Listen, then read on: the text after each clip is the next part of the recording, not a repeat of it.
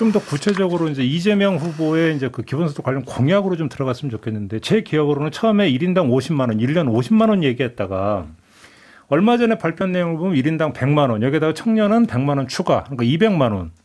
금액이 올라갔어요. 이거 어떻게 해서 이렇게 된 겁니까? 뭐 그거는 공약을 그 전에는 공약을 발표한 건 아니고요. 네, 물론 예, 공약 차원에서는 아니었죠. 늘 도지사 시절부터 늘 해오신 말씀과 비슷하고요. 이제 공약을 처음으로 이번에 발표하신 거죠. 그러면 평소에 말씀하시던 것보다 약간 늘었잖아요, 공약이. 네. 예. 그거는 이제 여러 가지 모색 과정을 그동안에 1차적으로 끝낸 거라고 봐주시면 어떨까 싶습니다. 뭐 세입세 출구 이런 거 계산 다 끝나고. 그 뭐냐면 이번에 공약 발표의 가장 특징적인 건 제가 재원이 두 가지거든요. 나머지는 뭐 이렇게 토지세하고 탄소세입니다. 두 가지 재원을 명시를 하겠다라고 결정을 한 거죠. 네. 그 결정을 하기까지 많은 논쟁과 어떤 고민이 있었다, 숙고가 있었다라고 봐주시고요.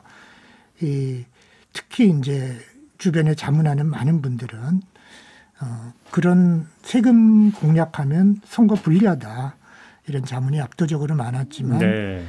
그걸 결심을 하고 나니까 이거 뭐 나라를 살리려고 하겠다, 부동산 투기하고 싸우겠다, 탄소 중립하겠다라고 결심을 하고 나니까 이게 재원이 많아진 거예요. 잠깐만요, 교수님. 여기서 이제 재원 얘기를 좀 이따 하고 하나 일단 먼저 여쭤보고 싶은 게 아무튼 그 금액이 제시가 됐을 때 정치권의 다른 경쟁자들의 입에서 나온 게 그렇게 따지면 일반 국민 100만 원이면 월 8만 원인데 그게 무슨 소득이냐, 용돈이지.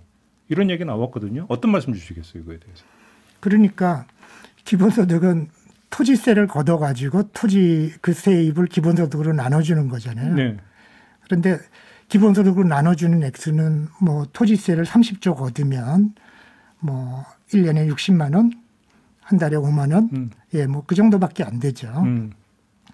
근데 5만 원만 주는 정책이 아니잖아요. 예. 30조 원을 걷어서 나눠주는 정책이잖아요. 예. 토지세를 30조 원 걷으면 예. 어떤 변화가 생기겠습니까? 부동산 가격이 안정화됩니다. 안정화되고 대충 균형 모델로 추정을 해보더라도 부동산 가격은 한 5% 정도 이렇게 인상을 막을 수 있게 되는데요. 그 계산 결과 그렇게 나옵니까? 그렇죠. 예. 세금 보유세라는 게 바로 그것 때문에 보편적인 보유세를 부과해야 부동산 투기를 막을 수 있다라는 주장을 여러 학자들이 하셨는데 네. 그 핵심은 그렇게 부과하는 건 하향 안정화시킬 수 있는 겁니다. 그렇게 되면 부동산 가격이 지금 1.2경쯤 되거든요. 민간보유 부동산이. 예. 근데 그걸 한 5%만 인상을 막아도 지금 5% 막 가까이 막 오르고 막 그러잖아요. 네. 뭐 1년에 네. 그동안에 몇십 프로 오른 것 같고요. 뭐 100% 올랐다는 주장도 있는데 5%만 막아도 인상을 막아도 그건 수백조 원입니다. 네. 그러니까 무주택자한테 수백조 원의 보조금을 주택 구입 보조금을 주는 것하고 똑같은 정책이에요. 그게 무슨 껌값이나 용돈으로 이렇게 본다는 잘못이죠. 지급한 돈 액수만 볼 게 아니라 이제 거기에 기본소득은 결합된 거예요. 토지세를 걷어서 예. 토지 기본소득으로 나누겠다 그러면 그 효과는 무주택자들한테 수백조 원에 주고 이 대목에서 우리 우석준 교수님 한 평가 좀 들어보겠습니다.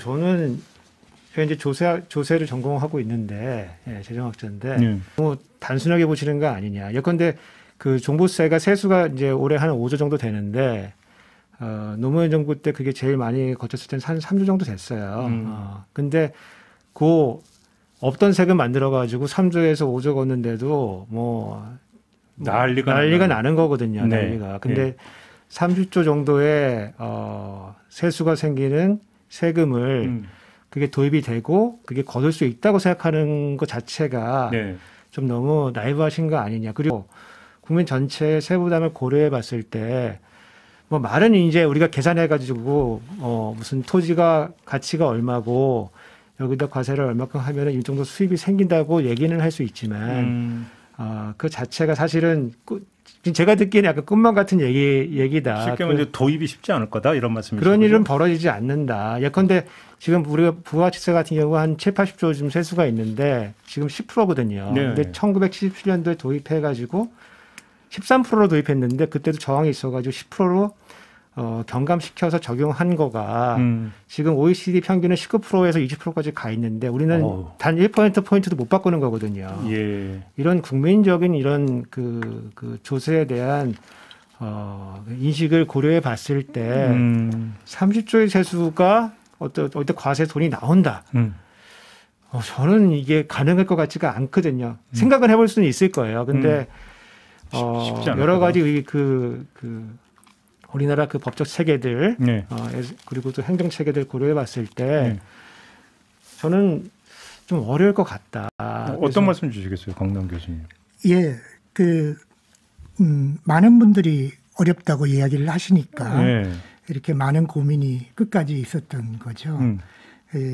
이렇게 그렇게 얘기하시는 분들이 훨씬 많았지만 사실은 이 투기를 막기 위해서 이렇게 보유세를 1%까지 늘리겠다라고 목적을 했던 정부가 있습니다. 바로 노무현 정부에서 이렇게 1% 수준으로 하겠다라고 목표를 세웠고요.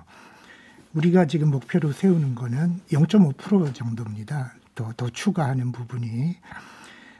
그런데 보통 이렇게 종부세를 한 3조 걷다가 5조 걷는 것도 저렇게 저항이 심했는데 이게 되겠냐라고 하는 것이 이제 보통 전통적으로 조세 걷는 것만 또 그분들은 살펴보시는 겁니다.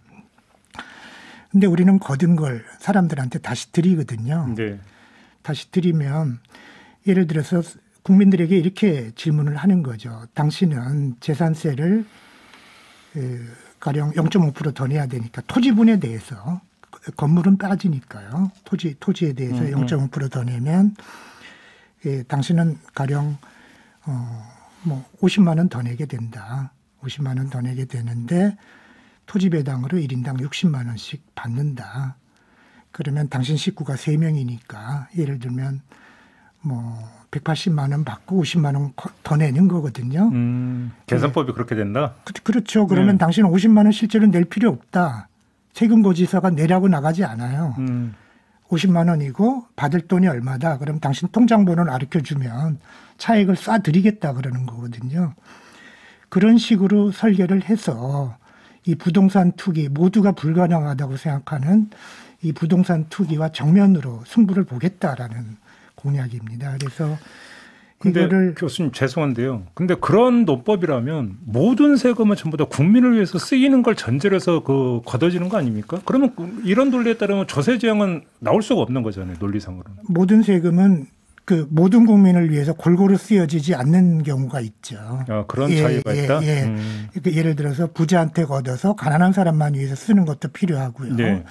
이걸 여러 가지 형태의 지금까지 있는 것들은 다 그렇게 또 정부 자체를 유지하기 위해서도 쓰는 거고 그렇지만 그중에 아주 이런 것들은 지금 보시면 우리나라 이 부동산 투기가 만연하는 걸 보유세를 거두면 해결되거든요. 이렇게. 근데 보유세를 부과를 못 해가지고 그거 빼놓고 나머지 25가지 정책을 해봤자 5년 동안 다 실패했는데 이렇게 전공법으로 가고 국민들한테 솔직하게 말씀을 드리겠다. 근데 일단 좀 하나 궁금한 게 종부세는 종부세대로 계속 걷고 국토부에서도 신설을 이렇게 되는 건가요? 종부세는 지금 한 2%로 줄이려고 하잖아요. 네. 과세 재성을. 네. 근데 이거는 종부세를 나중에 좀 안정이 되면 폐지하는 게 원칙입니다. 근데 당장은 폐지가 어렵다면 종부세 납부액은 차감하는 걸로.